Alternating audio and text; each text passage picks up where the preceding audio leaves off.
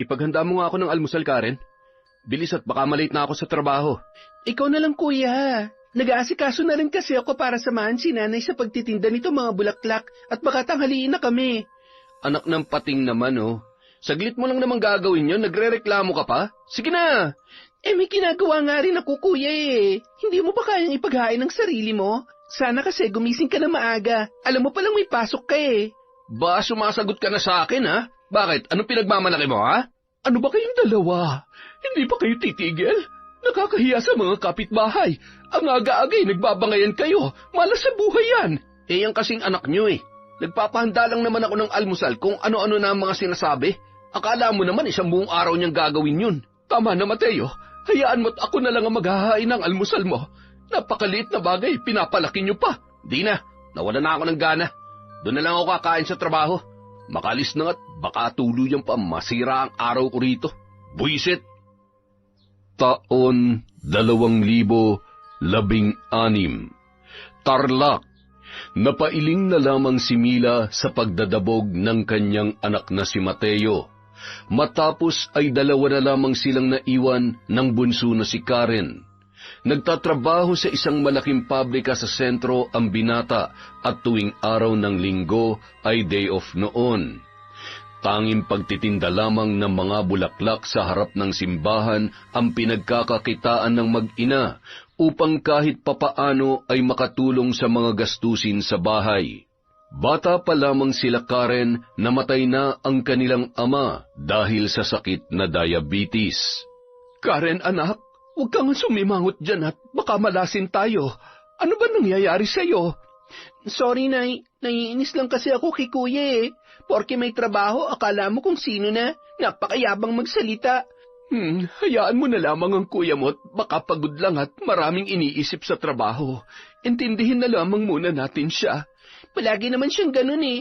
Kaya walang girlfriend kasi napakasama ng ugali. Ano ka ba naman, Karen? Huwag kang magsalita ng ganyan. Hindi ko mo walang nobya eh. Masama na kaagad ang ugali. Malay mo wala palang talagang magustuhan ng kuya mo at masyadong abala sa trabaho. Ikaw talaga, oo. Ay, ewan ko ba dyan kay kuya, Nay? Minsan parang ayaw ko nang umuwi ng bahay kasi palagi na lang kami nag-aaway. Anak, hayaan mo na't kakausapin ko na lamang siya. Pero alam mo, kahit ganun ang kuya mo, naniniwala ako na mahal ka noon. Pasensya na, Nay, ha? Sorry sa naging asal ko at sa pag-iisip ng masama tungkol kay kuya. Ay nako, wala yon anak. Natural lang minsan sa mga magkakapatid ang hindi pagkakaunawaan. Pero ang mahalaga, pagkatapos ng araw, tayo-tayo pa rin naman na magkakasama. Kaya ayusin mo na yung mukha mo at baka sa halip na lapitan tayo ng grasya eh, matakot pa ang mga mamimili at tumakbo pa palayo. Grabe naman kayo, Nay. Anong tingin nila sa akin? Halimaw? Nagtawanan na lamang ang mag-ina, saka itinuon ang mga sarili sa pagtitinda ng bulaklak. Samantala, habang nasa trabaho si Mateo at kausap ang katrabahong si Julian, ay napansin noon na nakasimangot siya, kaya naman hindi na nun napigilang magtanong. O pre, soft drinks. Teka, bakit parang Biyernes Santo na naman yung mukha mo? Tsaka napansin ko rin na kanina ka pa bad trip sa trabaho ah. May problema ba? Salamat pre, naiinis lang ako.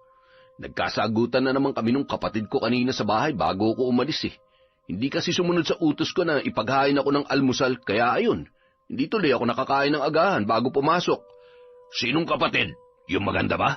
Sino pa ba? Wala naman akong ibang kapatid kundi si Karen lang. Ah, hayaan mo na. Baka may buwa ng dalaw lang yun. Di ba ganun ang mga babae? Ewan ko ba? Basta naiinis ako sa kanya. Ang simple-simple lang naman ng pakiusap ko, hindi niya pa magawa. Parang hindi ko yan turing sa akin eh.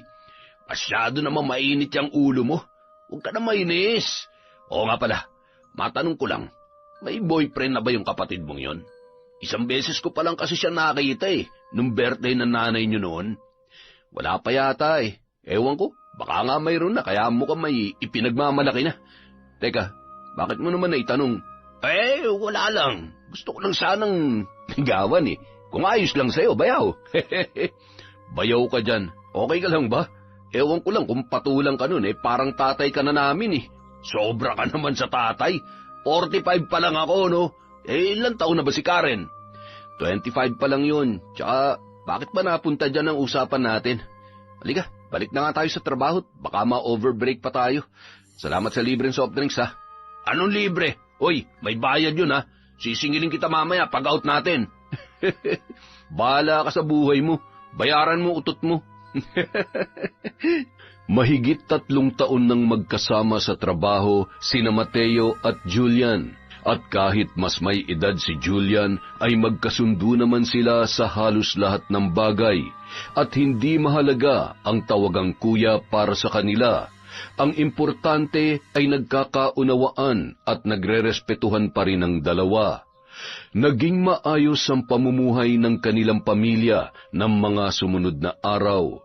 At dahil palaging nag-overtime sa trabaho si Mateo, hindi na sila nagkikita ng kapatid dahil tulog na yon sa tuwing siya ay uuwi sa gabi.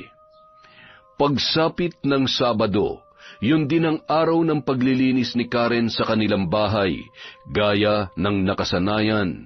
Hindi siya sumasama sa ina para magtinda tuwing araw na yon. Oh, anak, tutal Sabado ngayon. Alam mo nang gagawin, ha? Dating gawi.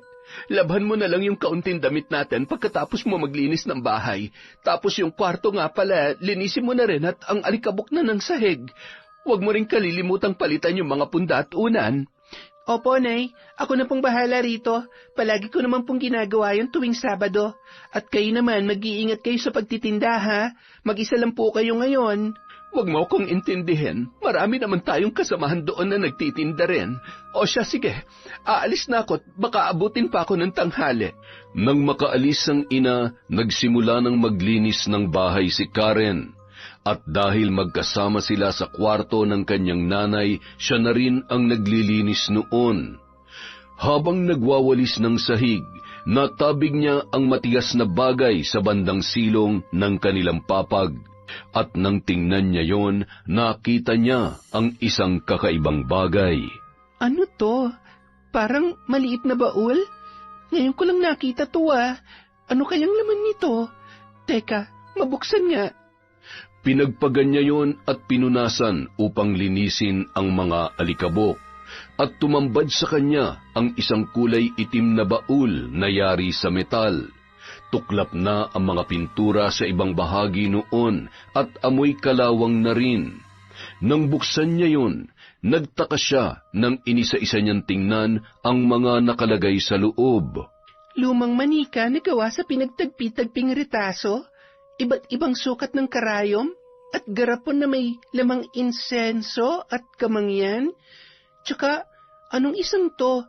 Kulay pulang papel tapos may mga nakasulat na hindi maintindihan.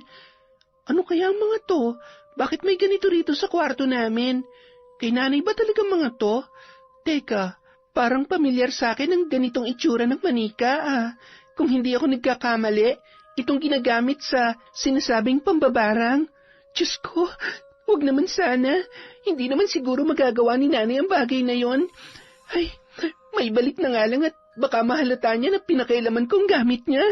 Nagmamadali niya yung ibinalik at inilapag sa ilalim ng papag kung saan niya yung kinuha matapos ay ipinagpatuloy na ang paglilinis ng bahay. Kinagabihan, nang makauwi ang ina ay gusto niya na sanang tanungin kung ano ang mga bagay na nakita niya sa baul. Ngunit hindi na lamang niya yun ginawa dahil natatakot siya na baka magalit ang ina sa kanyang pakikialam sa mga gamit nito. Oh, bakit ganyan na naman yung mukha mo, Karen? Parang nakakita ka ng multo, ha?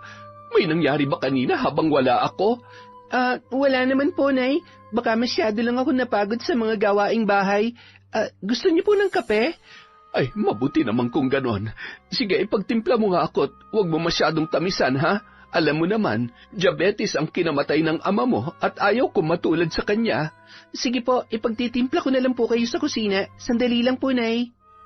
Habang nasa kusina ang dalaga ay patuloy pa rin siyang kinakausap ng ina sa malakas na tinig upang marinig niya ang sinasabi nito.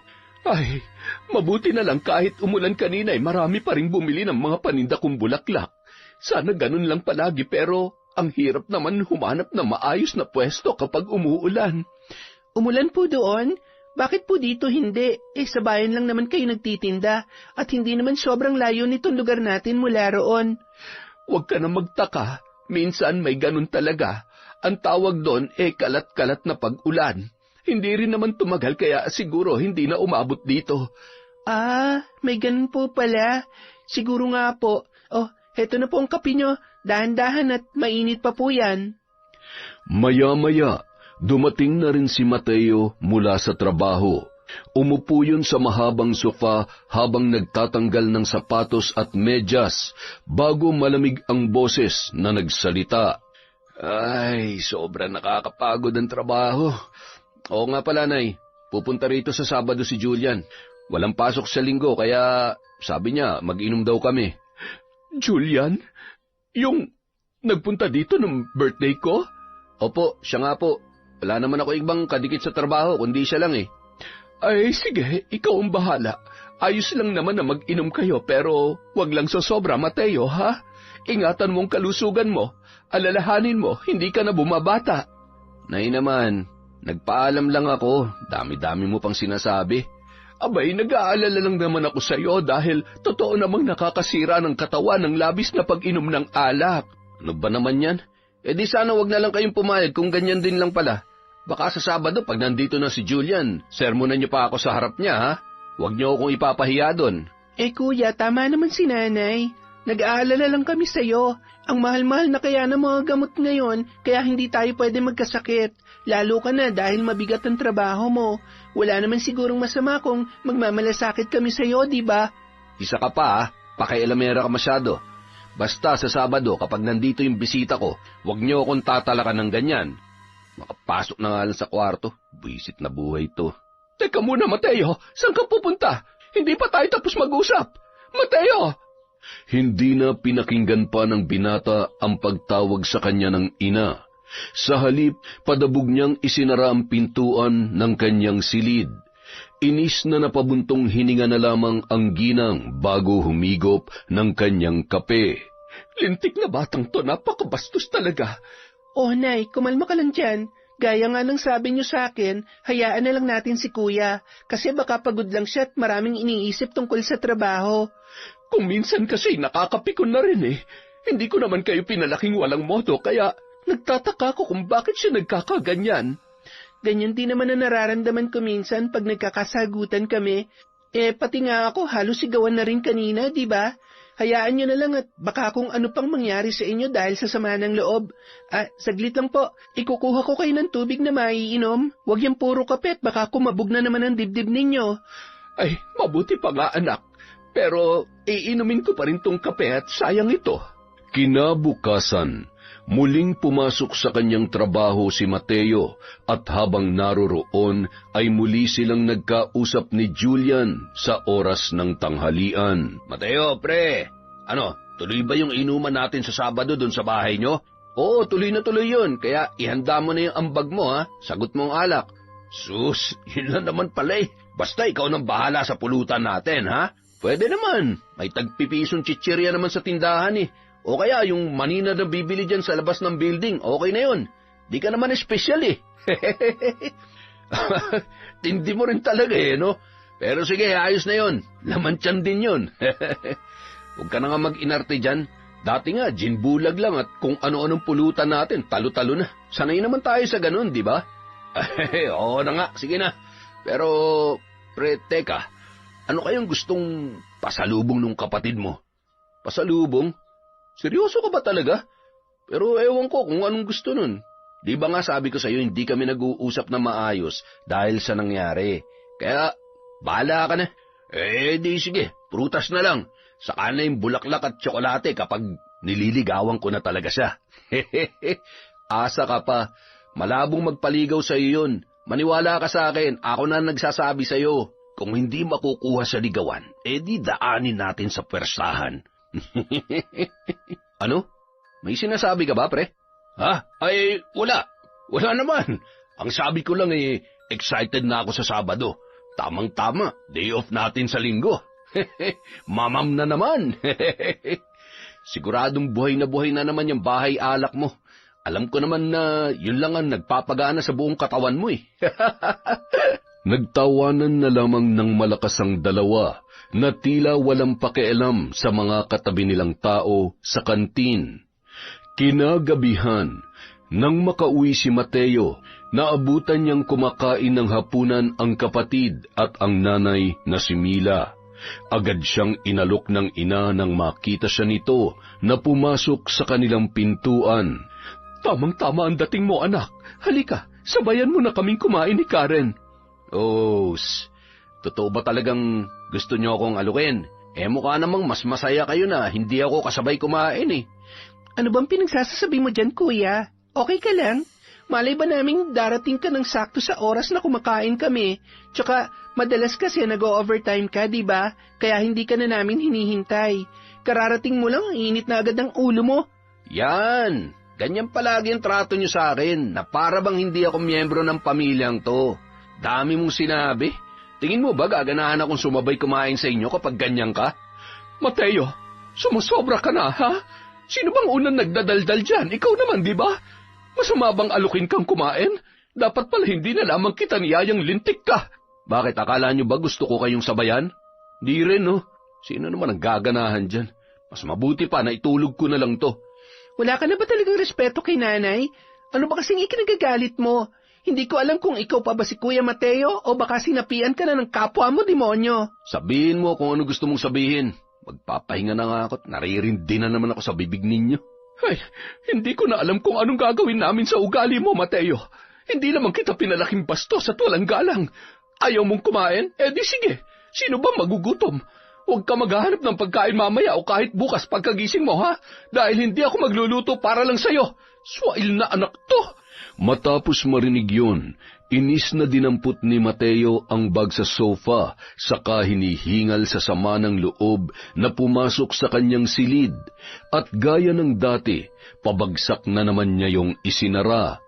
Naiwan naman ang dalawa habang napapahawak sa kanyang dibdib ang kanilang ina, na tila nahihirapan sa paghinga.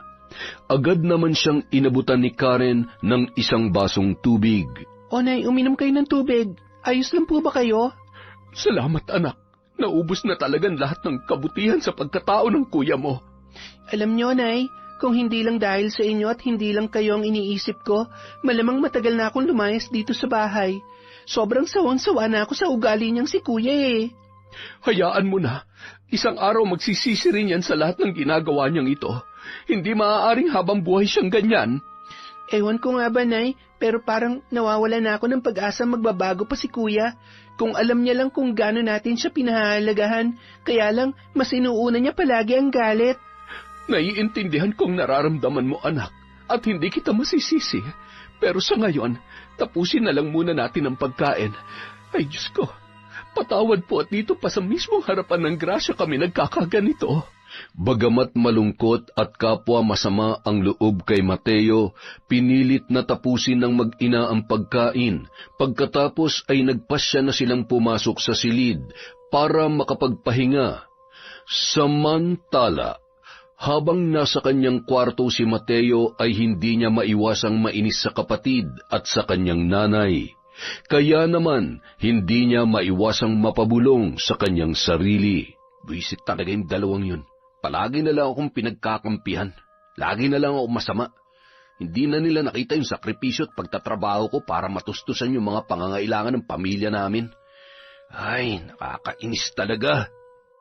At dahil hindi siya makatulog sa labis na sama ng loob, naisipan niyang tawagan ang katrabahong si Julian at doon ay naglabas siya ng kanyang mga hinanakit. Ngunit gaya ng madalas noong gawin ay tinawanan lamang siya ng lalaki at sinabihang isip bata dahil pinalalaki niya lamang ang maliliit na problema.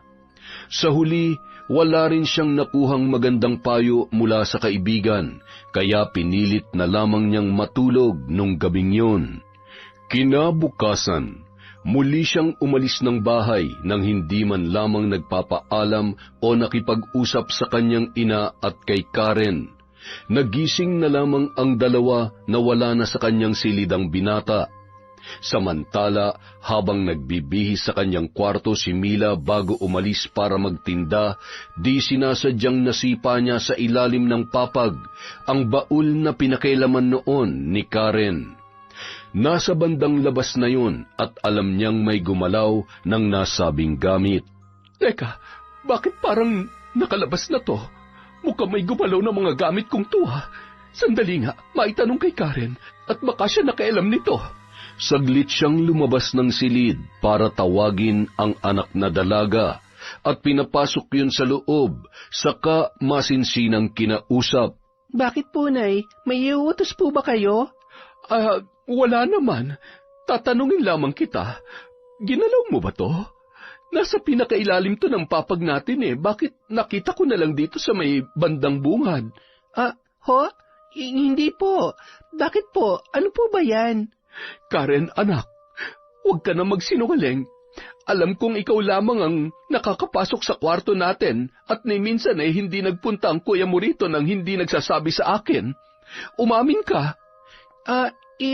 Opo, ako nga po ang gumalaw niya, Nay.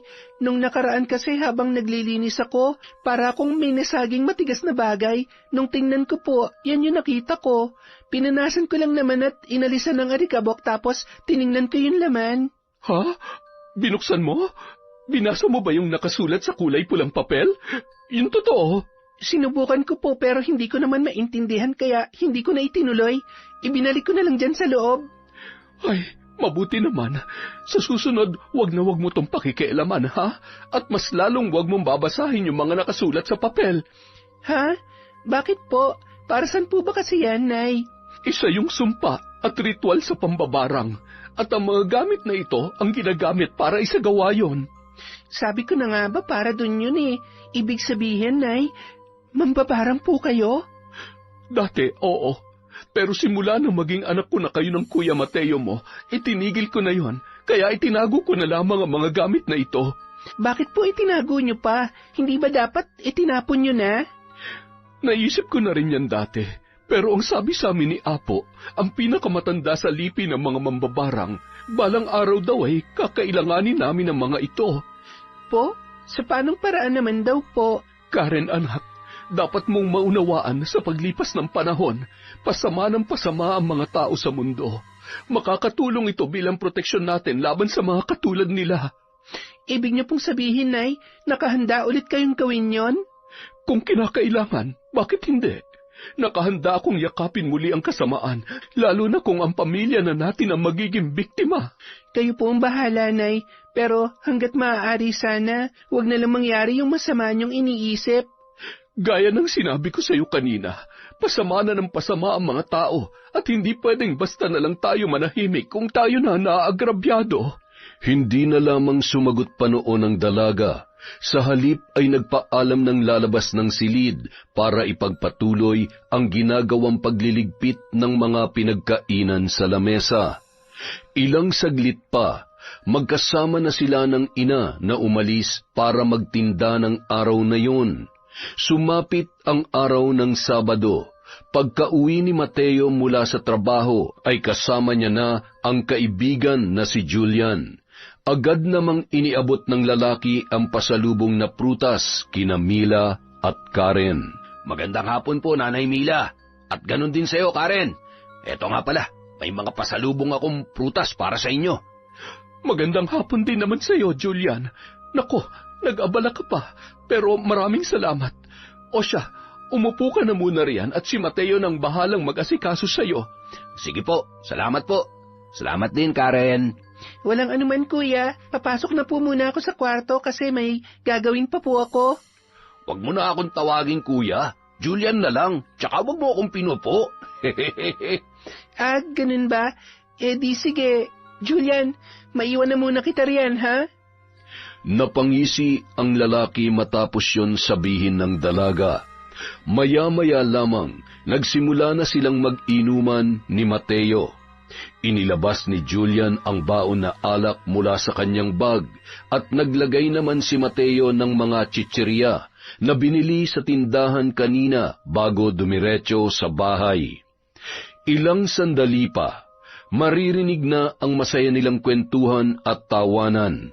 Habang nasa kalagitnaan ng inuman, tinawag ni Mateo si Karen mula sa kanyang silid para utusan. Wala na pala tayong yelo, pre. Sandali lang, ha. Magpapakuha lang ako kay Karen. Karen! Karen, lumabas ka nga muna dyan, saglit lang. Karen! Karen, hoy! Bakit kuya? May kailangan ka? Bakit ba ang tagal mong lumabas? Kanina pa ako tawag ng tawag, ah. Ikaw mo nga kami ng yelo. Tadtarin mo na rin, ha. Inisman ay sumunod na lamang ang dalaga dahil batid niyang magagalit na naman ang kanyang kuya sakaling tanggihan niya ang utos noon. Nung mga sandaling yun, nasa labas ng bahay ang kanilang ina habang sumasagap ng sariwang hangin. Maya-maya, nakabalik na si Karen dala ang yelo na nakalagay sa mangkok. Heto na yung yelo nyo, kuya. Meron pa ba kayong kailangan? Nang iabot niya sa kanyang kuya ang yelo, ay agad niyang napansin ang malagkit na tingin sa kanya ni Julian, kasabay ng nakakalokong ngiti habang napapakagat pa sa kanyang labi. Nakadama ng pagkailangan dalaga kaya nagmadali ng umalis para bumalik sa kanyang silid. Matapos yun, binulungan ni Julian si Mateo. Ang ganda talaga ng kapatid mo, pre. Bakit kaya walang boyfriend yan? Yan ba? May pangarap pa yan sa buhay. Tsaka, bantay sarado yan kay nanay. Tsaka siyempre, kung magkakagusto man sa lalaki yun, siguradong hindi sa'yo. Sobra ka naman, pre. Di pa nga natin nasusubukan eh. Malay mo, pumasa ako, di ba? Talagang seryoso ka sa sinasabi mong liligawan si Karen, ha? Di sige. Good luck sa'yo. Nagpatuloy sa pag-iinuman ang dalawa habang panakanakang nagtatawanan at nagtutuksuhan tungkol sa mga kasamahan nila sa trabaho. Maghahating gabi na nang magpasyang magpaalam si Julian para umuwi. Nang mga sandaling yun, natutulog na sina Karen at ang kanilang ina sa kanilang kwarto. Salamat pare, ha. Grabe, nalasing ako dun, ha. Mag-ingat ka sa pag-uwi mo, ha? Alam ko namang malalasing ka dun, pre. Palagi namang ganun, di ba? Sa atin dalawa, ikaw yung mahinang uminom. Loko, pagod lang talaga ako sa trabaho. Pero kung hindi, baka abutin tayo ng pagsikat ng araw dito. Pero sayang, pre. Hindi ko man lang nakausap ng matagal si Karen. Palagi kasing nasa kwarto at nakabantay yung air mats nyo eh. Sabi ko naman sa'yo, tol suntok sa buwan kung makakaisa ka dyan sa kapatid ko. Paano? Sige na, umuwi ka na at baka wala ka ng masakayan. Oo nga pala. Sige, tutuloy na ako, pre, ha. Sa susunod, imbitahan mo ulit ako, ha, para naman makaporma na ako kay Karen.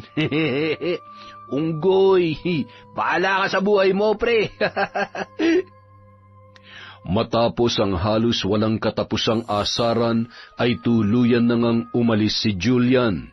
Pumasok na rin sa loob ng bahay si Mateo para magtungo sa banyo at saglit na naligo bago nagpunta sa kanyang sariling silid at natulog. Samantala, isang umaga habang magkasamang nag-aalmusal ang mag-inang sina Mila at Karen at nag-uusap tungkol sa gagawin nung araw na yon, nakatanggap ng tawag si Mila mula sa nakatatandang kapatid na nasa Pampanga at mayroon niyong masamang ibinalita. Hello, Kuya Gardo. Napatawag ka yata. Kumusta nga pala kayo dyan? Hindi ko alam kung paano sasagutin ang tanong mong yan, Mila. Pero huwag ka sana mabibigla sa ibabalita ko sa iyo, ha? Ha? Bakit, Kuya? Ano nangyari? Si Anita kasi,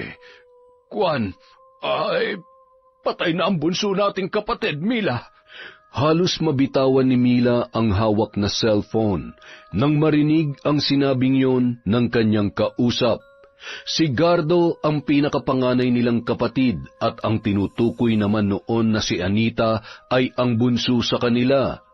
Ilang segundong natigilan ang ginang bago siya muling nakapagsalita sa nanginginig na boses.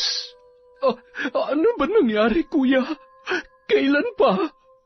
Kagabi lang, nanganak siya sa panganay nila ng asawa niya at matapos niya magsilang ng sanggol, ay agad naman siyang pumanaw.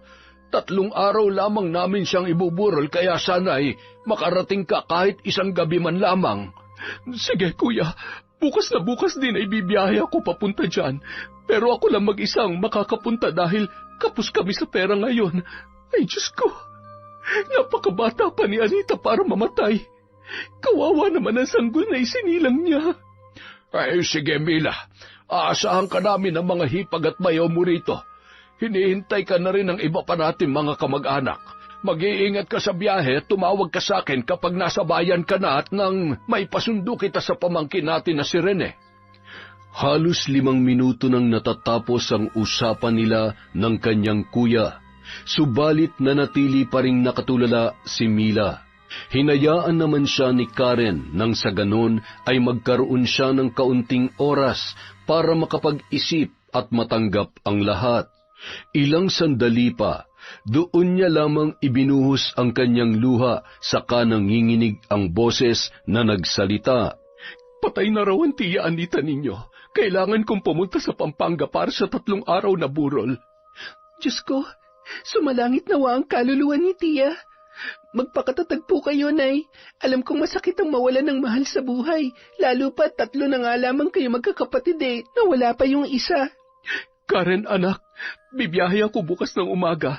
Gusto man kitang isama pero sapat lang ang pera natin para sa isang tao. Kaya maiwan na lamang kayo rito ng Kuya Mateo mo, ha? Pakiusap, anak. Huwag mo na lamang siyang papatulan sakaling makipagtalo siya sa'yo. Opo, Nay. Hindi na lang ako sasagot sa kanya para wala pong gulo. Tsaka, naiintindihan ko naman po kung hindi niyo ako maisasama.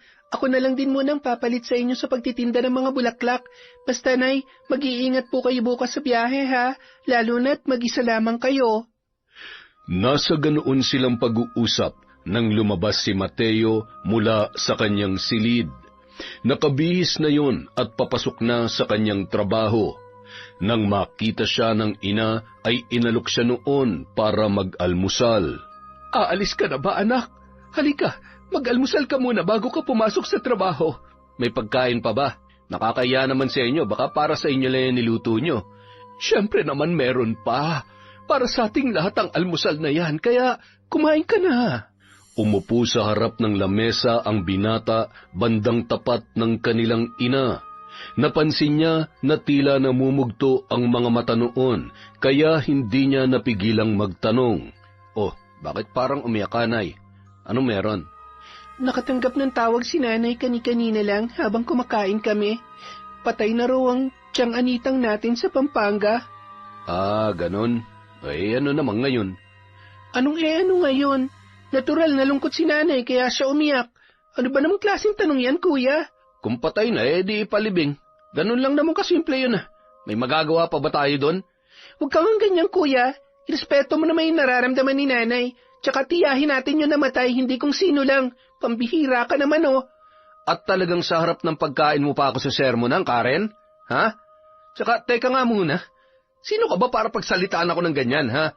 Kasi parang wala kang pakialam sa nangyayari at sa nararamdaman ni nanay, Palibasa, wala kang malasakit. Alam mo ikaw, Karen, tsaka kayo, Nay, itong tandaan nyo, ha? Kahit umiyak pa ang bumundo sa pagkamatay ng anak nyo, hindi na rin mabubuhay yun. Walang himala sa totoong buhay. Pagdasal nyo na lang. Sa sinabing yon ni Mateo, hindi na nakapagpigil pa ang kanilang ina at malakas na sinampal ang kanyang anak. Halos magpanting ang kanyang tainga sa lakas ng pagkakasampal, sa kagalit na nagsalita ang ginang. Napakabastos mo talaga kahit kailan. Wala kang modo. Kahit sa mga patay na tao, bastos ka. Sinasabi ko na nga, be. Mauuwi na naman sa walang kwentang pagtatalo ang usapan na to. Kahit maliit na bagay lang, pinalalaki nyo pa. Ikaw ang nagsimula ng ganitong usapan, kuya. Kaya wag mong ibalik sa amin ang sisi. Hindi ka ba nagsasawa? Araw-araw ka na lamang ganyan. Ewan ko sa inyong mag-ina. Makalayas na nga lang.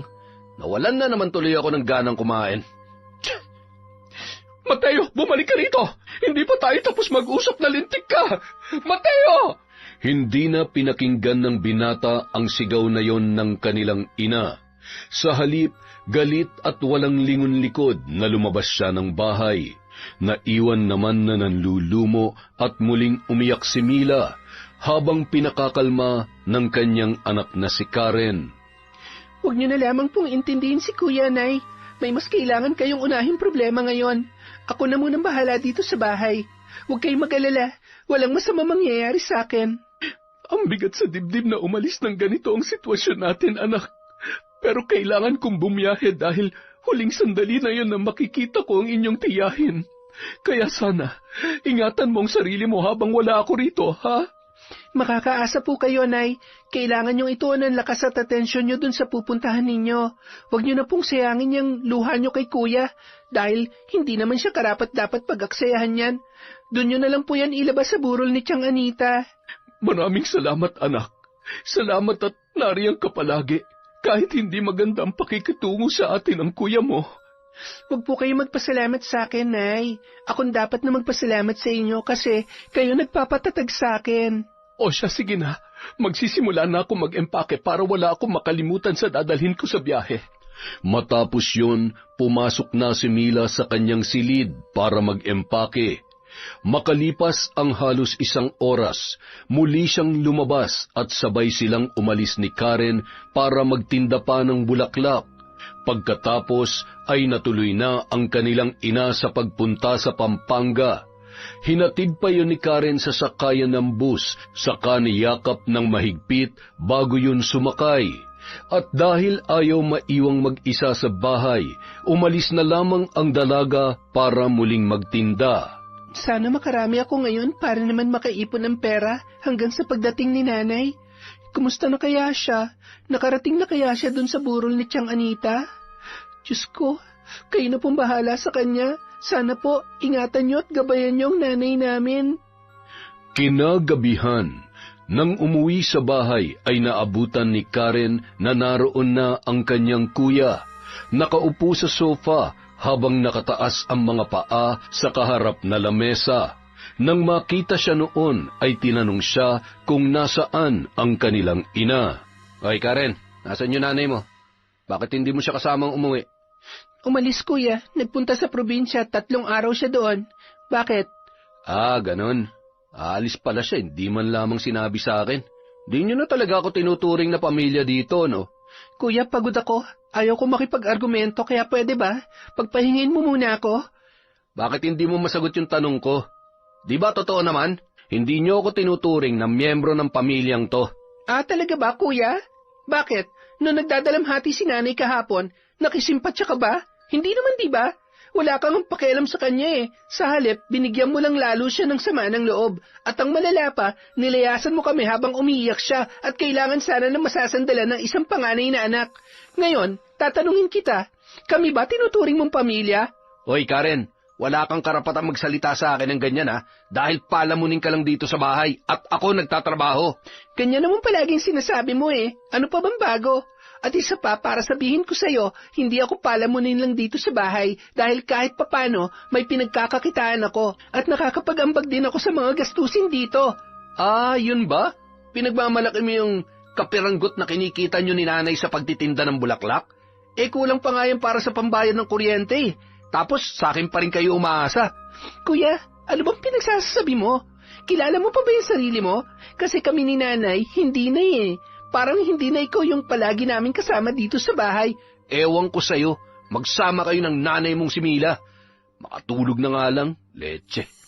Siya nga pala, bukas ng gabi papupuntahin ko ulit dito si Julian. Magiinuman kami. Bahala kayo sa buhay nyo, basta wag nyo lang ako idamay sa mga kalokohan nyo. Talaga? Bakit? Sino ka ba para intindihin pa namin? Napasimangot na lamang si Karen sa sinabing yon ng kanyang kuya. At nagtungo na rin siya sa silid ng kanilang ina. Sa inis, hindi niya maiwasang mapabulong sa sarili habang nakaupo sa gilid ng kanilang papag. Nakakabwisit talaga yung si kuya. Daig pang babae kung makapagbunga nga.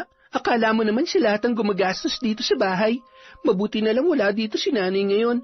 Dahil tsak nasasama na naman ang loob nun dahil sa mga sinabi niya.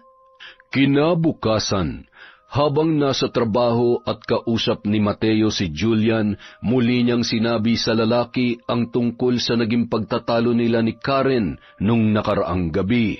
Pre, tuloy tayo sa bahay mamaya ha. Tamang-tama, wala doon si nanay. Tsaka, hindi naman kami okay ni Karen eh. Hindi na naman kayo okay, pre? Bakit? Ano nangyari? Huwag mong sabihin nagtalo na naman kayo. Tsaka asa nga pala nagpunta yung nanay nyo? Nandun sa Pampanga, patay daw yung bunso nilang kapatid. Ewan ko nga ba kung bakit kailangan niya pang pumunta ron patay naman na yun. Tsaka tungkol dun sa nangyari sa amin ni Karen, oo nga pala. Yun, nagtalo na naman kami. Paano ba naman? Tinanong ko lang kung nasaan yung nanay namin, kung ano-ano na pinagsasabi. Tsaka hindi man lang nila binanggit sa akin aalis pala yun. Yun lang. Mukhang hindi nga okay yung ganun Pero, dahil wala dun yung nanay nyo, ibig sabihin, pwede tayo mag-inom hanggang magdamag. Tsaka, okay lang bang dun na rin ako makitulog? Kahit sa sala lang, ayos na sa akin. Kapag lasing naman kahit saan naman pwede, hindi ba? Mukha mo, talagang sa sala ka lang pwede matulog. Alam nga naman tumabi ka sa akin. Ano ka, Shoke? At mas lalong hindi ka pwedeng tumabi kay Karen dahil baka tagaing ka nun, tapos umuwi kang bitbit yung sarili mong ulo. Nagtawanan na lamang ang dalawa, matapos ay nagpasya na silang bumalik sa kanilang trabaho. Kinahapunan, nang matapos ang oras ng trabaho ay magkasama na nga silang nagtungo sa bahay ni Mateo. At dahil hindi pa nakakauwi si Karen mula sa pagtitinda, nagsimula na silang mag-inuman kahit wala pa ang dalaga, matapos kumain ng take-out mula sa labas. Ang tagal naman ng kapatid mo, pre. Baka mapanis na tong ensaymadang pasalubong ko sa kanya. Masyado ka namang apurado. Hintayin mo lang, baka parating na yun. Anong oras na rin naman tagay mo na muna to. Makalipas ang halos 1 oras, dumating na rin si Karen. Halata sa mukha ng dalaga ang pagod sa buong maghapong pagtitinda. Nang makita ay agad siyang binati ni Julian at tumayo pa yon para iabot sa kanya ang pasalubong na ensaymada. Oh, nandito ka na pala, Karen. Ito nga pala, pasalubong ko para sa'yo. Salamat. Nag-abala ka pa. Sige, papasok na muna ako sa kwarto para makapagpalit ng damit. Hindi, okay lang yan. Ang ganda mo nga sa suot mo Anong sabi mo? Wala. Sige, magpahinga ka na muna sa loob. Iinom lang kami ng kuya mo rito, ha? Bilisan mo na magbihis, Karen. Wala kaming tagakuha ng yelo dito. Kakain pa ako pagkatapos magbihis, kuya. Tsaka anong tingin mo sa akin? Utusan? Aba, lintik na to, Pinapahiya mo ba ako kay Julian? Ikaw nagpapahiya sa sarili mo, hindi ako. Akmang susugurin na sana ni Mateo ang kapatid, ngunit agad siyang inawat ni Julian at mabilis na hinarangan ang dalaga. Uy, teka muna, pre. Kalma ka lang. Nagsisimula pa lang inuman natin, bad trip ka na kaagad. Ito kasing buwisit na babaeng to, Sinasagad ang pasensya ko, nakakayamot na Seryoso, kuya? Sasaktan mo talaga ako dahil lang sa nayayamot ka sa sinabi ko? Wow, ha? Ganyan na ba talaga ang ugali ng mga kuya ngayon? Karen, hindi naman sa nakikialam ako, ha? Nagmamalasakit lang ako sa inyo nitong kuya mo, pero pwede bang makiusap na wag mo na lamang siyang sagutin? Isa ka pang tamuho ka. Puro ka kasi pag-aaya ng inom kaya nagiging ganyan ang ugali ng kuya ko Oh, ayan, isaksak mo sa baga mo yung ensaymada mong panis. Akala mo yata madadala mo ako sa pagganyan-ganyan mo. Sige na, papasok na ako sa kwarto at marami pa akong gagawin pagkatapos kumain. Hoy, Karen! Pastos ka talaga kahit kailan Bumalik ka rito! Pre, tama na. Pati tuloy ako badshot na rin sa kanya anong gagawin natin ngayon dito sa ensaymadang to? Pulutanin na lang natin. Pulutanin mo mag-isa mo. Ikaw lang naman na may gusto niyan May nalalaman ka pa kasing pasapasalubong Sinabi ko na nga sa'yo, hindi ka magugustuhan ng babaeng yun. Naku sige na nga. Sayang din to Sa mamahaling bake shop ko pa naman to binili, tapos iisnabin lang ni Karen. Tsaka, first time ko lang makakapagpulutan ng ganito Mukhang masarap naman Matapos magpalit ng damit ng dalaga, nagdiretso na siya sa kusina para kumain. At dahil hindi nagluto ang kanyang kuya, ay ang stock na cup noodles na lamang ang kanyang kinain. Hay, ano pa ba naman ang aasahan mo sa kuya mo, Karen? Natural, walang pagkain. Asa ka pa na ipagluluto ka niyan. Okay na to, siguro naman mabubusog na ako dito. Babawi na lang ako sa almusal bukas ng umaga. At habang nasa kusina ang dalaga na inuubos ang pagkain, ay dinig niya mula roon ang ingay ng mga boses at tawanan ng dalawa habang nagkukwentuhan sa sala. Tuloy, hindi niya maiwasang mainis at mapabulong muli sa kanyang sarili. Napakaingay naman ng dalawang to. Makatulog kaya ako ngayong gabi? Siguradong hanggang umaga yan inuman nilang yan. Lalo pa ngayong wala rito si nanay. Walang sasaway sa kanila. Ay, nakakainis talaga. Samantala, habang nag-uusap ang dalawa sa sala, ay saglit na nagpaalam si Mateo para magtungo sa banyo. Liku-liku na ang salita ng binata at tila pilipit na ang dila habang nagsasalita. Sorry lang, pre, ha? Jingle lang ako. Naiituloy ako kakatawa sa mga jokes mo. Sige lang, pre. Ubusin mo na yan doon para may laban ka ulit pagbalik mo. Marami pa akong baon para patawarin ka. Dilo, baka pagbalik ko, tulugan yan. Hintayin mo ako dyan, ha? Walang sukuan. Ako pa ba? Baka ikaw makatulog agad. Matapos yon, susuray-suray na naglakad patungo sa palikuran si Mateo. Ang hindi niya alam, may masamang balak pala ang kanyang katrabaho na si Julian. At ako pa makakatulog, ha? Tingnan lang natin kung hindi ka bumagsak sa tabletang to. Good night, Mateo. Tumatawa niyang inilagay sa baso ni Mateo na may lamang alak ang isang maliit na tableta at mabilis siyang natunaw. Samantala, nang makita ni Karen na medyo may tama na ang kanyang kuya, ay nagmadali na siyang ubusin ang kinakain dahil plano niyang pumasok sa banyo para maligo bago matulog. Maya-maya, lumabas na ang kuya niya mula sa banyo at bumalik na yon sa inuman nila ng kaibigang si Julian. Welcome back, pre! Tara, shot pa tayo! Bottoms up, ha? Para magkaalaman na kung sinong talagang mahina at kung sinong totoong malakas sa ating dalawa. Cheers! Iyasan mo na ata ang subo, ha? Sige, simutin na natin ang baso. Kung kaninong baso may material laman, siya maglilinis ng banyo pagkakaising bukas, ha? Magkasabay nilang tinungga ang laman ng mga baso hanggang sa masimot yun. Pinalakpakan pa ni Julian si Mateo nang ibaba noon ang kanyang pinag-inuman na wala na ni gapatak na laman, saka makahulugang tumawa habang napapabulong sa kanyang sarili. Tagumpay ang unang plano mo, Julian. Ngayon pa lang, magpakasaya ka na dahil maya-maya lang, mapapasayo na ang pinapangarap mong si Karen. Hindi pa man lumalampas ang 3 minuto, halos hindi na maidilat ni Mateo ang kanyang mga mata at tila nawalan ng buto ang kanyang leeg, saka pabagsak na humiga sa inuupuang sofa. Plakda ang kanyang katawan na animoy pagod at lantang gulay, habang naghihilik na walang malay. Nang mga sandaling yun, nasa banyo na si Karen at pakanta-kanta pa habang naliligo. Matyaga siyang inabangan ni Julian sa labas ng banyo habang nakadikit ang tainga ng lalaki sa pintuan noon. Sige lang, my loves. Maglinis ka na maigi ng katawan para mabango ka sa laban natin mamaya. Andito lang ako, naghihintay sa iyo. Ilang saglit lamang, narinig ng lalaki na tumigil na ang paglagaslas ng tubig sa loob ng banyo.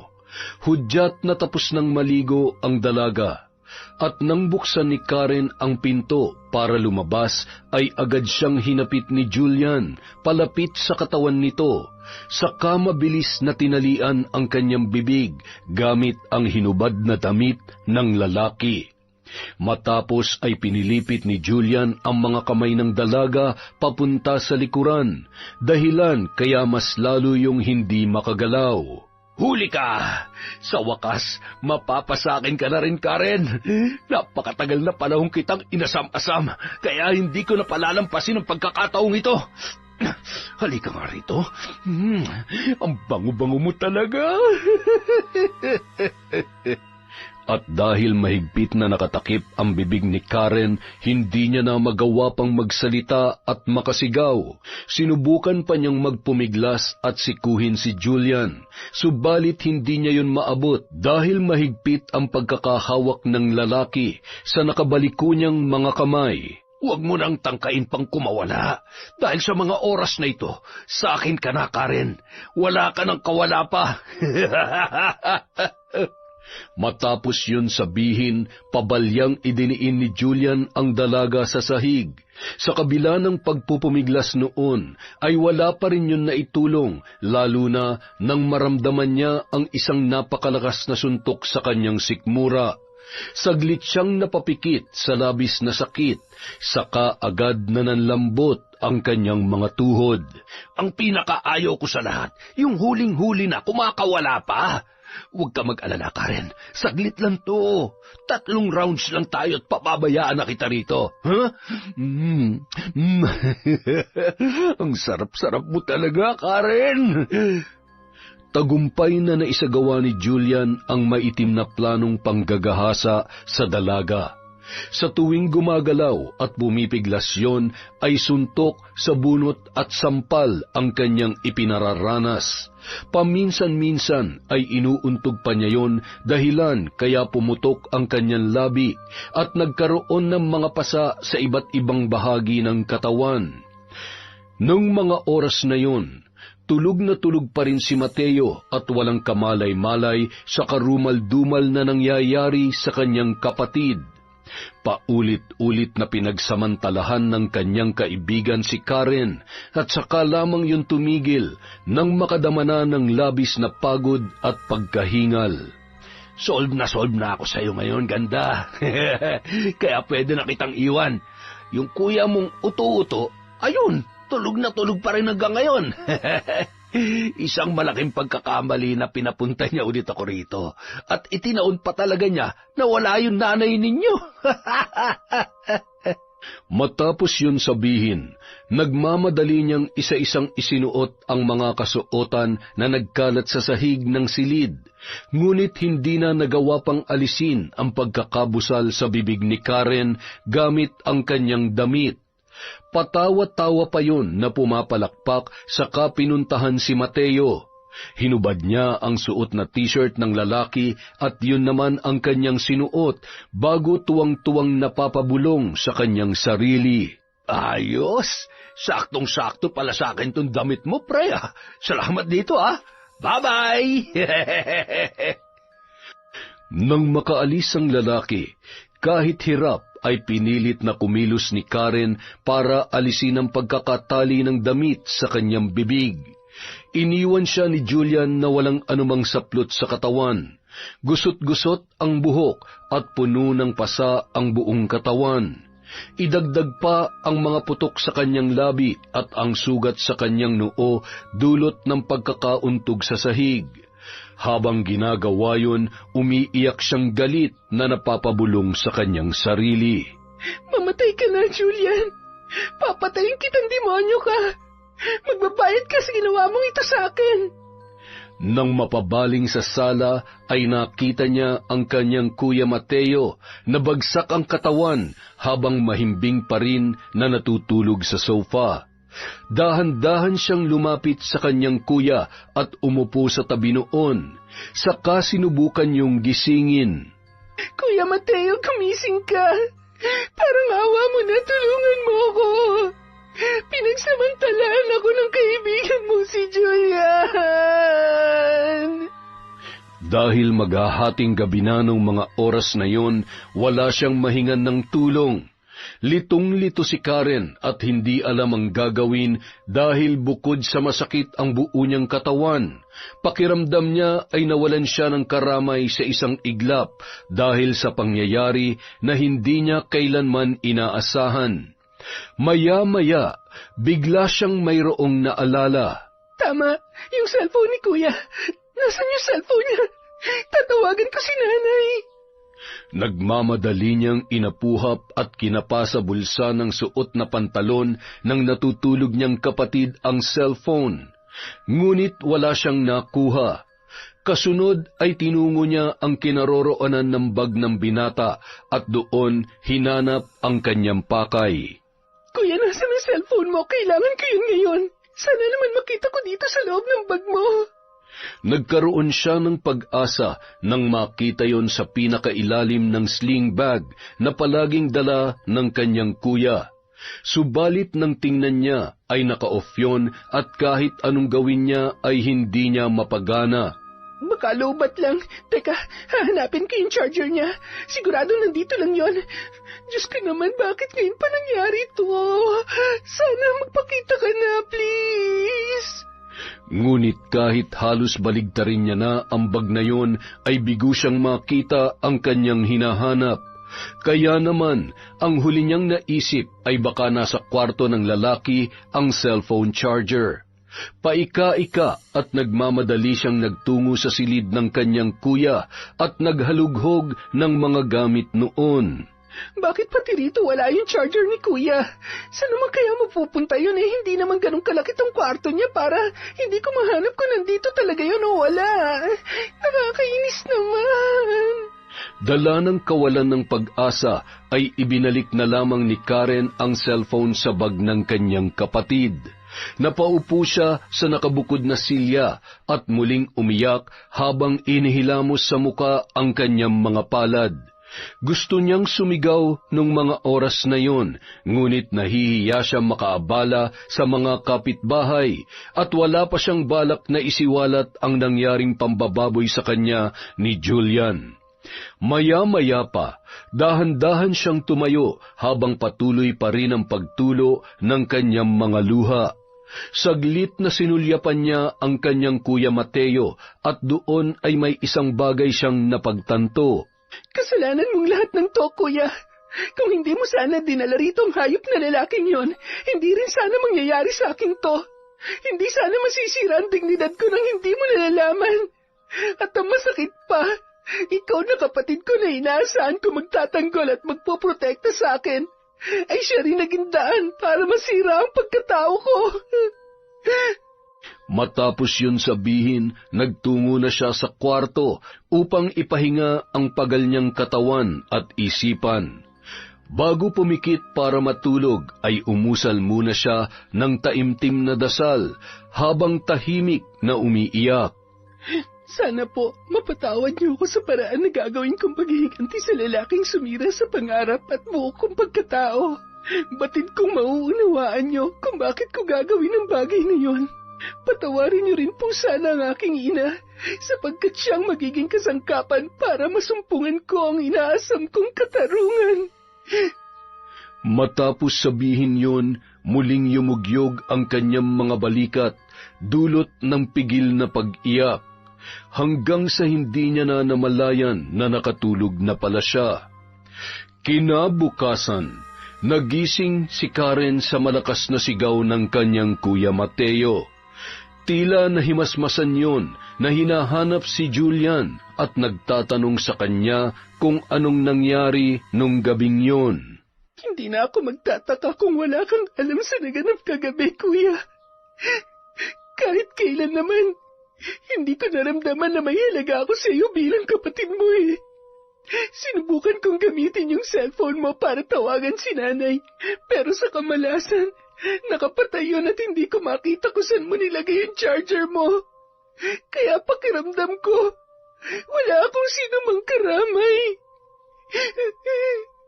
Diyos ko, patawad. Hindi ko alam na ganun pala kalala ang nangyari. Iniiwan ko rin kasi sa locker dun sa trabaho namin yung charger ng cellphone ko eh. Tsaka Karen, maniwala ka. Wala na akong maalala sa mga sumunod na nangyari. Basta ang alam ko lang, sabay naming iniinom ni Julian yung laman ng baso pagkagaling ko dun sa banyo. Tapos biglang naging blanco na sa akin ang lahat. Yun ang huli ko naaalala. Bakit? Naniniwala ka ba, kuya? Naniniwala ka ba na ginahasa ako nung demonyong bisita mo habang ikaw tulog na tulog dahil sa kalasingan, kaya hindi mo man lamang ako nagawang ipagtanggol. Hindi makapaniwala si Mateo sa sinabing yon ng kanyang kapatid. Doon pa lamang niya napagtuunan ng pansin ang mga sugat at pasa sa katawan ng dalaga.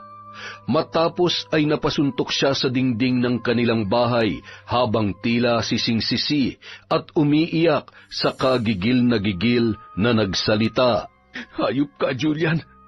Pinagkatiwalaan kita pero bakit mo nagawa to? Kunwari ka pang gusto mo lang ligawan ng kapatid ko pero bababuyin mo lang pala, walang hiya ka. Papatayin kita. Hindi ko mapapatawad ang ginawa mong to kay Karen. Huli na, kuya. Hindi na natin maibabalik pang nakaraan at hindi na rin maibabalik ang dignidad na nawala sa akin. Kaya pasensyahan na lamang tayo dahil pagbabayarin namin ni nanay yung lalaking yon sa pinakamasakit na paraan.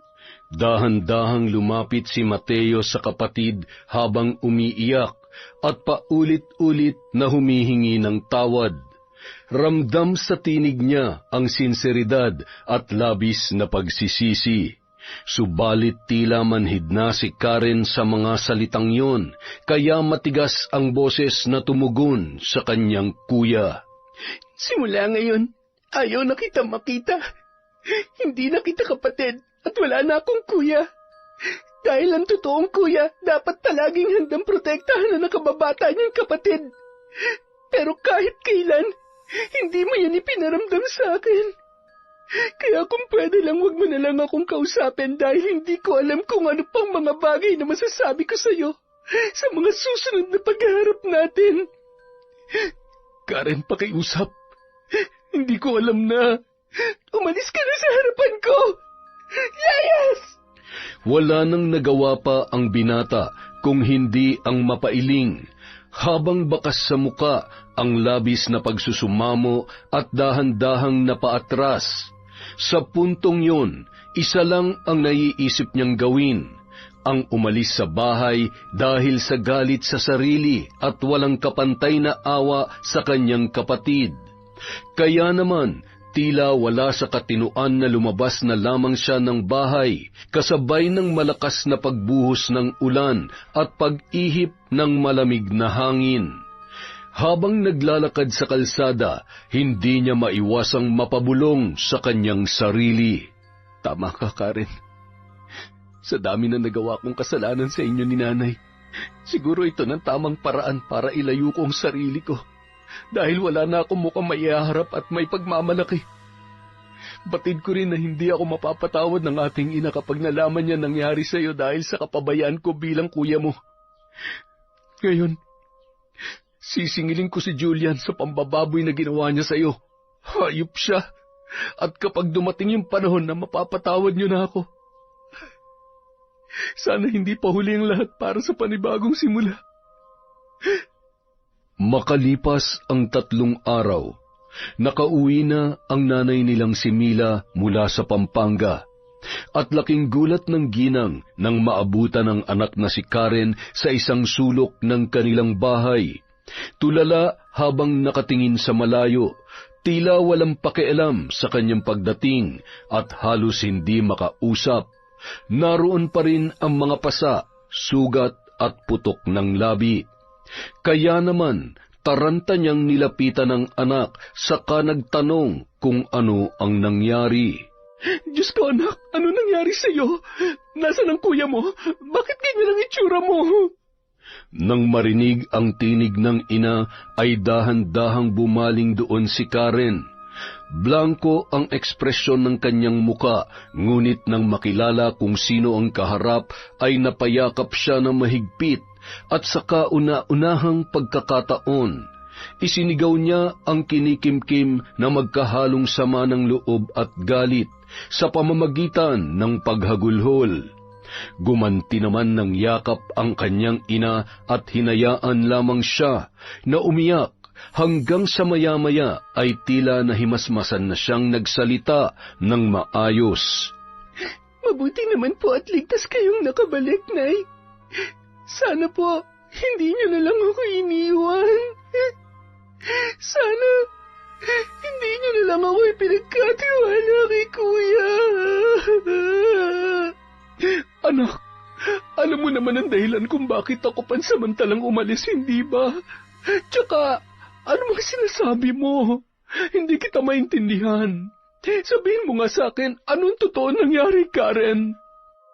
Napabuntong hininga muna ang dalaga at tila handa nang isiwalat ang lahat sa kanyang mahal na ina. At sa kabila ng bigat na nararamdaman, nagawa niyang isalaysay ang lahat ng buong pangyayari hanggang sa kung paano umalis sa bahay ang kanyang Kuya Mateo.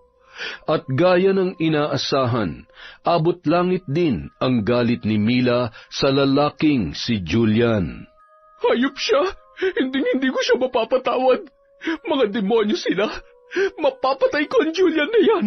Sinasabi ko na nga ba hindi mapagkakatiwalaan ng lalaking yun eh. Ngayon, hintayin niya ang paghihiganti ko. Wala akong ititira sa anumang bahagi ng katawan niya. Matapos sabihin yun, agad na umihip ang malakas na hangin at ilang sandali yung nagpaikot-ikot sa loob ng kabahayan na animoy may sariling buhay. Kasunod ay naramdaman ni Karen ang tila kakaibang puwersa na dumampi sa kanyang batok na tila nagbabadya ng hindi maipaliwanag na panganib. Saka matiim na tumitig ang ginang sa kanyang anak na nagtatanong, Nasaan na yung sinasabi mong damit na ginamit niyang pantakip sa bibig mo nung ginawa niya yon? Naitabi mo ba? Opo, Nay. Nasa akin pa po hanggang ngayon. Ibigay mo sa akin nang masimulan ko ng isagawa ang ritual ng pambabarang laban sa demonyong yon. Nang maibigay ng dalaga sa ina ang hinihingi noon, hindi niya maiwasang mapatanong, Pero Nay, nasaan na kaya si Kuya Mateo sa mga oras na ito? Mula nung umalis siya ng isang araw, wala na ako naging balita tungkol sa kanya. Hindi na natin problema kung nasa ng hinayupak na kuya mo, Karen. Isa siya sa dahilan kung bakit nangyari sa iyong kahayupang yon. Kasalanan niya kung bakit siya nahiwalay sa atin at siya ang pumili ng landas na yon. Meron akong mas dapat unahing harapin. Saka na natin intindihin ang walang kwenta mong kuya. Walang puso ang Julian na yon, Nay. Hanggang ngayon, sa pagtulog ko tuwing gabi, nakikita ko pa rin ang itsura niya habang ginagawa ang kababuyan sa akin. Kaya hindi ko talaga siya mapapatawad. Nang gabi ring yun, sinimulan ng isagawa ni Mila ang ritual ng pambabarang laban kay Julian. Muli kinuha niya ang itim na baul at inilabas ang mga kasangkapan. Nagtungo siya sa likod ng bahay, bit-bit ang damit ng lalaki, saka nagsimulang umusal ng mga orasyon na binabasa mula sa kulay pulang papel habang gigil na bumubukas sara ang kanyang bibig. Inilatag niya sa lupa ang damit ni Julian at ibinuhos doon ang insenso at kamangyan mula sa garapon. Maya-maya, nagsilitawan mula sa lupa ang mga naglalakihang linta, bulate at mga bubuyog na handang sumalakay anumang oras. Sinira mo ang buhay ng anak ko, Julian. Kaya higit pa sa pagkasira ng buhay mo ang gagawin ko sa iyo. Ngayon, ipapamalas ko sa iyo ang lupit ng aking paghihiganti. Matapos yun, nagkumpul-kumpul sa damit ni Julian ang mga nasabing insekto at hayop. Sabay-sabay yung sinilaban ni Mila hanggang sa maging kulay itim na abo at ibinaon sa ilalim ng lupa. Matapos ay huminga siya ng malalim, saka ngumiti na animoy nagkamit ng isang matamis na tagumpay. Samantala, Matapos magtago ni Julian dahil sa ginawang panggagahasa kay Karen, ay nakilala niya ang dalagang misteryosa at ubod ng arte na si Krisa. Tumira sila noon sa isang liblib na lugar sa Tarlac at namuhay sa bukid. Ngunit dahil hindi kontento ang babae sa buhay na nararanasan kay Julian, madalas silang mag-away at hindi magkaunawaan. Pasensya ka na nga muna. Yan lang kasi yung kinita ko ngayong araw dun sa gapasan. Alam mo naman masama ang pakiramdam ko at hindi na rin gumagaling itong ubo ko eh. Kaya hindi ako masyadong makapagtrabaho. Hay nako, Julian. Sawang-sawa na ako sa paulit-ulit mong sinasabi. Tsaka, isa pa ha, 3 araw na yung ubo mo, mga sugat mo sa katawan. Pero hanggang ngayon, hindi ka pa rin gumagaling. Hindi ka ba nandidiri sa sarili mo? Kasi ako sobrang sukang-suka na kapag nakikita ka. Nahihiya na rin ako sa mga kaibigan kong nakakaalam na nobyo kita, buwisit ka. Hindi ko rin alam kung ano nangyayari sa akin eh. Ilang beses na rin akong nagpabalik-balik sa health center pero wala naman daw silang makitang problema kaya hindi ko rin alam kung saan nanggagaling ang mga sugat kong ito. Nagbigay lang ng ointment at kung ano-anong pinapainom sa akin. Hay nako, wag na nga natin pag-usapan yan. Mas lalo lang akong nawawala ng gana kapag nakikita kita eh. Tsaka, teka, bakit parang may mga nana na rin yan? Parang puputok na nga eh. Magamagana oh. Para kang buhay na patay. Huwag ka naman ganyan sa akin, Chris, ha? Akala ko ba'y mahal mo ko? Oo, mahal nga kita. Dati eh. Kasi hindi pa ganyan ang itsura mo. Tingnan mo nga, oh. Mukha ka ng ligaw na ermitanyo. Ang lalim ng mga mata mo. Tsaka mukha ka ng kalansay sa sobrang payat. Tapos yung ubo mo parang 10 tambol ang katumbas ng tunog. Hay, nako, makaipon lang talaga ako ng pamasahe. Babalik na lang ako sa mga magulang ko. Mas maayos pang buhay ko doon kaysa dito eh. Napailing na lamang si Julian at mangiyak-ngiyak dahil sa labis na awa sa kanyang sarili. Ilang araw na kasi niyang iniinda ang pananakit ng buong katawan at pagsusuka na wala namang dahilan. Noong una, inakala niyang simpleng lagnat lamang yun, subalit ng mga sumunod na araw, nagsimula na siyang tubuan ng mga sugat at butlig, na maging ang mga doktor na sumuri ay hindi rin matukoy kung ano ang naging sanhi. Ano kaya ito nangyayari sa akin? Nawawalan na ako ng pag-asa magpunta sa ibang mga doktor kasi pare-pareho lang naman ang sinasabi nila. Kesyo wala makitang dahilan, wala namang impeksyon, pare-pareho rin ang pamahid na gamot na binibigay. Ano to? May mga nana at parang mga tubig-tubig sa loob tapos sasabihin nila wala lang. Para silang mga tanga. Nakakahiya na tuloy kay Krisa. Nandidiri na sa akin. Ayaw na akong tabihan sa pagtulog. Ipinagwalang bahala na lamang ni Julian ang kanyang nararamdaman. Sapagkat gustuhin man niyang magpatingin sa mga espesyalista ay wala naman siyang sapat na pera at wala siyang makakasama para man lamang siya ay alalayan. Sa kabilang banda, habang pagala-gala sa lansangan ay tanging paghingi na lamang ng pagkain ang bumubuhay kay Mateo. Hindi na rin makilala ang binata dahil halos butot balat na yun at hindi na nawawala ang matinding pag-ubo. Ngunit isang araw, hindi inaasahan, nagkasalubong sila ng kanyang kapatid na si Karen. Kuya Mateo, ikaw ba yan? Ikaw nga. Diyos ko, ano nangyari sa'yo? Wala na kami naging balita sa'yo simula nung araw na umalis ka sa bahay. Tsaka, ang laki na rin ang ipinayat mo, kuya. Mahigit 1 linggo ka palang nawawala sa atin, ah. Tapos, inuubo ka pa yata. Karen, hindi ko alam kung sasabihin ko pa sa'yo to. Hindi ako nagpapaawa. Gusto ko lang maging tapat dahil yun na lamang ang tanging-tamang bagay na magagawa ko sa ngayon. Ang totoo, naging palaboy ako mula nung umalis ako sa atin. Hindi ko alam kung anong gagawin ko. Hindi ko matanggap yung nangyari sa'yo dahil alam kong nagpatong-patong ng mga kasalanan ko sa inyo ni nanay. Pero sa totoo lang, wala na talaga akong mukhang mahirap sa inyo. Sa totoo lang din, kuya, napatawad naman na kita. Yung kasalanan mo sa akin, problema magkapatid lang yun. At alam kong pwede nating ayusin yun anumang oras. Si Julian lang naman ang totoong may kasalanan sa akin. Pero huwag ka mag-alala. Gumawa na ng paraan si nanay para mapagbayad siya.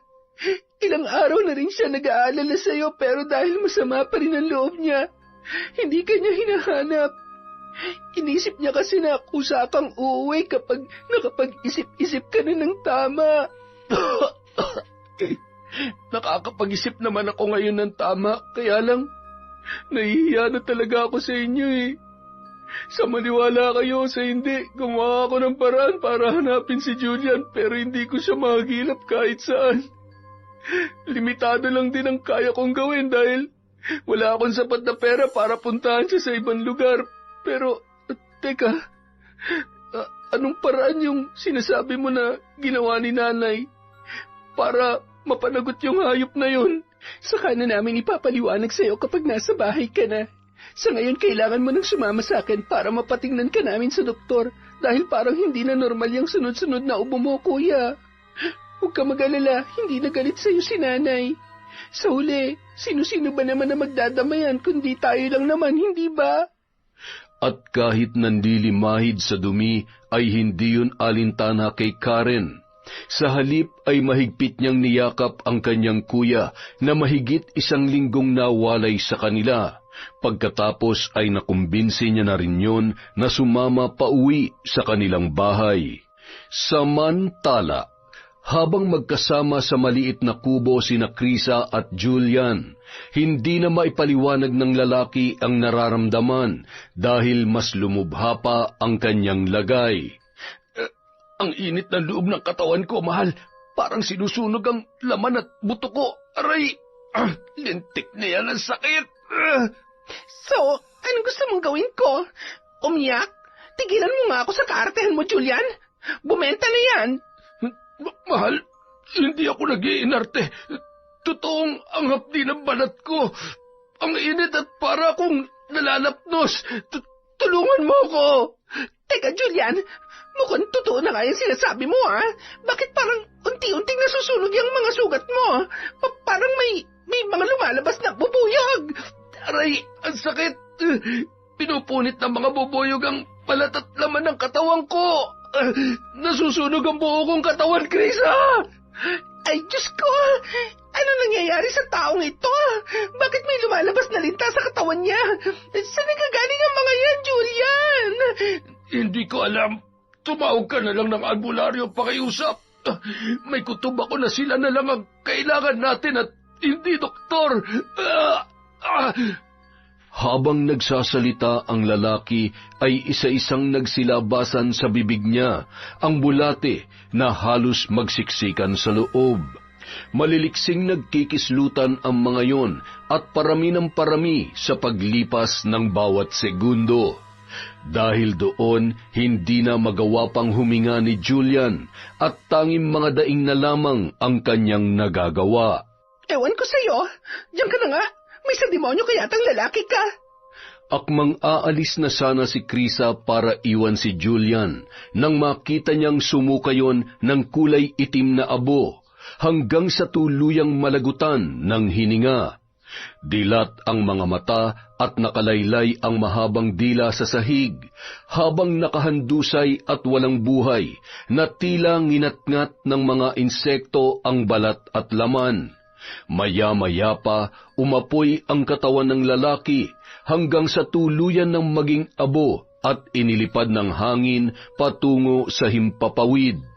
Sa takot, tila wala sa sarili na nagtatakbo papalayo ang dalaga. Sa kabilang banda, matapos isama ni Karen na umuwi ang kanyang kuya Mateo, ay agad nila yung pinatingnan sa doktor. Doon ay napag-alaman nila na may malubhang sakit sa baga ang binata. Sinubukan pa nilang iligtas yon sa pamamagitan ng regular na gamutan, ngunit ang katawan na mismo ni Mateo ang kusang sumuko. Nakakamiss si Kuya Mateo, Nay. Sayang lang at hindi na tayo nagkasama-sama ng matagal. Nauunawaan ko nararamdaman mo, anak. Ako man ay nananabik na rin sa kuya mo. Pero ganun talaga ang buhay. Hindi natin masasabing naranasan nating mabuhay kung hindi tayo mauuwi sa kamatayan. At palagi mong tatandaan, habang may natitira pang panahon para sa pamilya mo, sulitin at gugulin mo yon sa makabuluhang bagay. Dahil kapag huli na ang lahat, hindi na natin maibabalik pa ang bagay na nawala na. Yon, isa na namang magandang kwento mula sa kwentong Enteng. Pasensya na po ulit, wala tayong shoutout ngayon. Marami lang pong ginagawa. Babawi po tayo sa susunod na upload. Again, maraming salamat po ulit mula sa kwentong Enteng.